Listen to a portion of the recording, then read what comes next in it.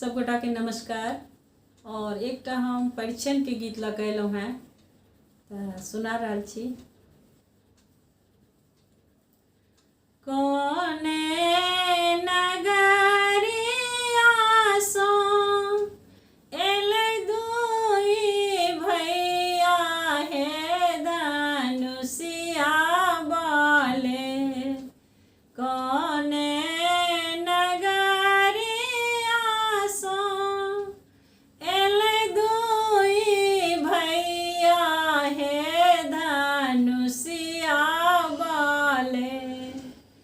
कोने नगरिया भेलै सोर हे धनुषिया बाले।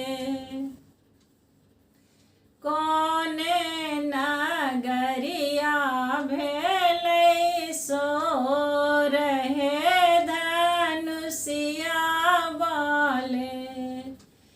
अवध नगरिया सो एलै दुई भैया हे धनुषिया बाले।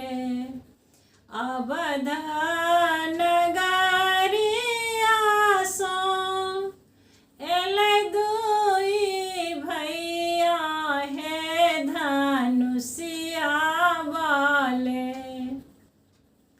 जनक नगरिया भेल शोर हे धनुषिया बाले।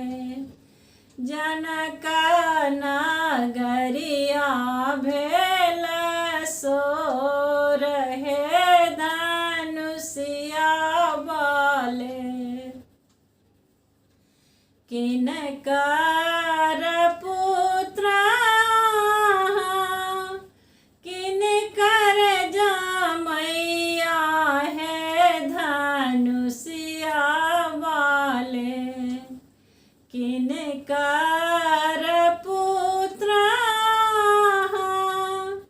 किनकर जमैया हे धनुषिया बाले। किनका के होए बस जन्मा हे धनुषिया बाले। किनका के होए बस जन्मा हे धनुषिया बाले। राजा दशरथ पुत्र जनक जमैया हे धनुषिया बाले। राजा दशरथ पुत्र जनक जमैया हे धनुषिया बाले। सिया जी के होए बस जन्मा हे धनुषिया बाले।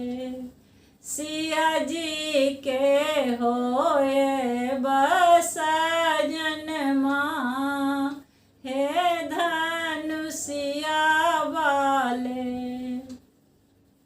कोने नगरिया सो एलै दुई भैया हे धनुषिया बाले।